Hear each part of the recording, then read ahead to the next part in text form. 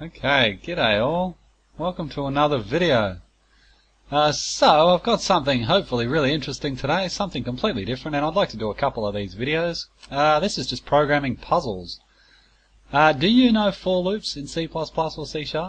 They're pretty simple, huh? You could probably program them in your sleep if you've been programming for a while. The following 7 puzzles all deal with the humble for loop.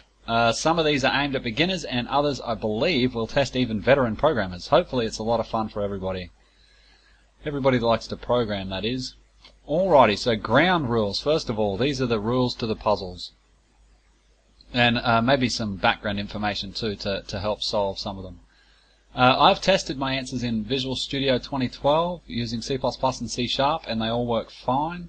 I've also tested it using G++ in Ubuntu, but I can't say if the solutions will work for other compilers or languages, but it might be worth a try. So if you're a Java programmer, give it a shot. Might work out. I don't know. 2. The assignment operators return a result as well as a sign. Yeah, this is something to be aware of and something that you'll probably have to take advantage of to solve some of the problems. If you say something like cout I equals 3 and you use a single equals, that's going to set the variable I to 3, but it's also going to return 3 and cout that to the screen or print it to the screen. Which means that you can do stuff like I equals B equals C equals 4, and C++ will set all of the values to 4. Anyway, hopefully you knew that already. Number 3, the parts of the for loop are all optional. Yeah, this is going to be really important. So something like that, for semicolon semicolon, makes an infinite loop, and it's perfectly legal. Yeah, so you can use that sort of thing if you like. And I will be in my solutions leaving out several bits of the for loops on occasion, just depending on what the question asks.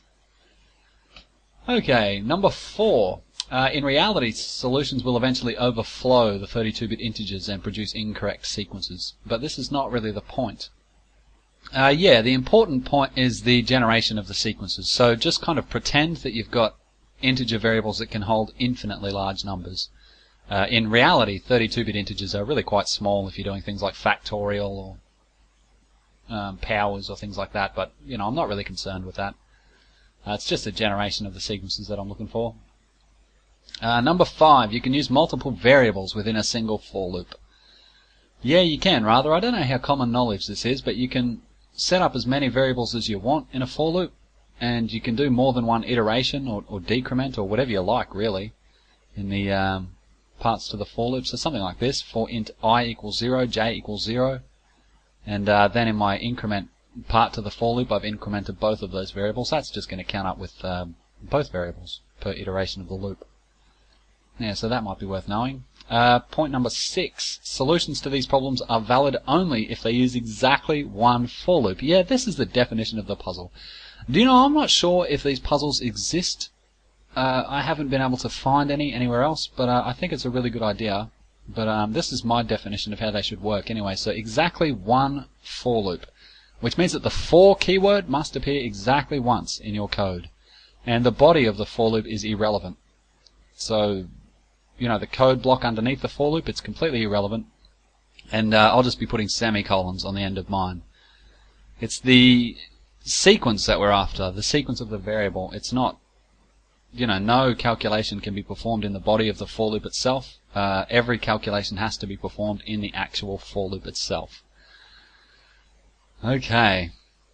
Good stuff. So grading. These puzzles I've graded in stars. So 0 stars means really, really easy, and 5 stars means really, really difficult.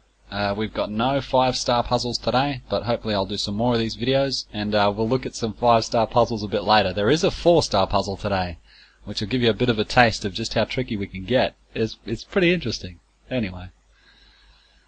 Alrighty, so here's an example puzzle. This one has a rating of 0 stars. You can see at the top here. Write a for loop that counts from 0 to 5. And here's an example sequence that we're trying to generate. 0, 1, 2, 3, 4, 5. So, and here's the example solution. I've put the solutions to all of the real problems at the end, but we'll go through the problems first. Anyway, here's an example answer to the previous problem. So for int I equals 0, while I is less than or equal to 5, I plus plus. And I've just put a semicolon there on the end. But when you're practicing these things or trying to solve them, it's probably helpful to put a body to your for loop down here and see out the variable I, so that you can get a good idea if it's actually counting up in the sequence or not. Okay, good stuff. So that's an example. And here we go, on to the first real problem. Problem number 1. This is a 0-star problem. So it should be pretty simple. Write a for loop that counts up from 100 to 150. Fair enough. There's the sequence we're looking for there. 100, 101, 102, blah, blah, blah, blah, blah, all the way up to 150. Give that a shot. We'll have a look at the solution at the end. Problem number 2. This is also a 0-star problem. Shouldn't present too many, troubles for people. Write a for loop that counts up from 10 to 25. Nice and simple. There's the sequence you're after. 10, 11, 12, 24, dot, dot, dot, dot, dot, all the way up to 25. Problem number 3. Here we go. So we're up a gear now. This is a 1-star problem. Look out. Write a for loop that counts up in even numbers from 0. So you're after the sequence of even numbers. How would you generate that with a for loop? How would you? 0, 2, 4, 6, 8, 10, 12, 14, 16. Yeah, give it a shot. Still a pretty regular, use of a for loop. Shouldn't be too hard. Problem number 4. Write a for loop which counts down from 100 to negative 100. A little bit tricky. It's a pretty normal use of a for loop. Yeah, give it a shot. See if you can come up with a sequence. We got 100, 99, 98, dot, dot, dot, all the way up to, all the way down to negative 100.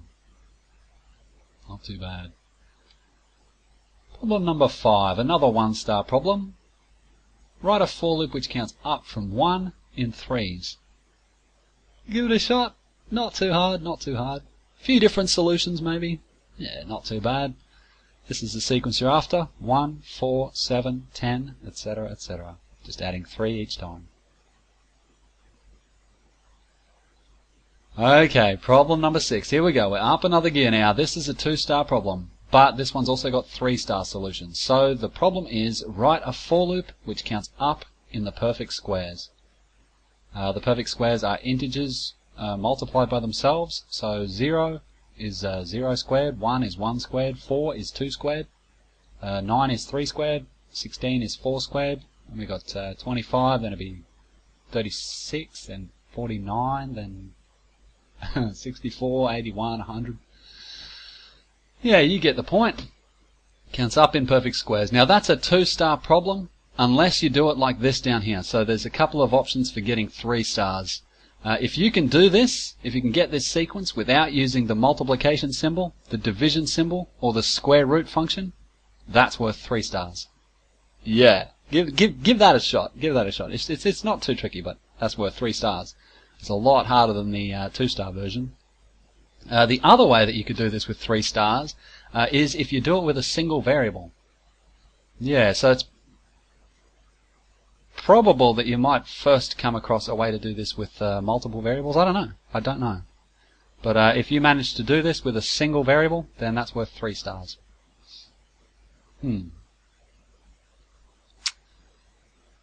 Okay, problem number 7. And this is the final problem before we have a look at answers. This is another problem with a couple of ways that you can do it. This is the Fibonacci sequence. Just a great little sequence of numbers, and if you're not familiar with the Fibonacci sequence, look it up on Wikipedia and it'll tell you all about it. Just a great sequence to know, really. But the question is, write a for loop which counts up in Fibonacci numbers. And this is the sequence you're after here. 0, 1, 1, 2, 3, 5, 8, etc., etc., etc. So each new number is the sum of the previous 2, and you start with 0 and 1. So 1 plus 2 gives you 3, 2 plus 3 gives you 5, 3 plus 5 gives you 8, and the next one will be 13, etc., etc., etc. You'll often see the Fibonacci sequence start with a 1 instead of a 0. It's all good. It's all good. I've put a 0 here, but most solutions to this particular problem here, you should be able to just switch whether you start with a 1 or a 0. I don't know. I don't know. Anyway, that's a 2-star problem, unless you do it like this. If you can do this with only 2 variables in your for loop, then that's worth 4 stars. That is hard. Yeah, that's really, really hard. Give it a shot, though. Give it a shot. And I think if you believe in yourself, and if you've got lots of support, you might get through it. Yeah, we'll have a look at the end at my solution, my 4-star solution. I gave myself 4 stars. Anyway, give those all a shot, and now we'll have a look at my solutions. Hopefully you had a go at them, all those little puzzles, and hopefully it got your brain ticking. Alrighty, so problem number 1, count from 100 to 150. This is how I would do that. Yeah, pretty simple really. Perfectly normal use of a for loop.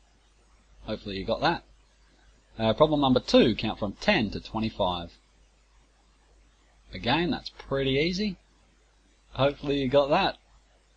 Hopefully. Those are both 0-star problems. Now the 1-star problem. Okay, now we want to count up in even numbers. Problem number 3, count up in even numbers.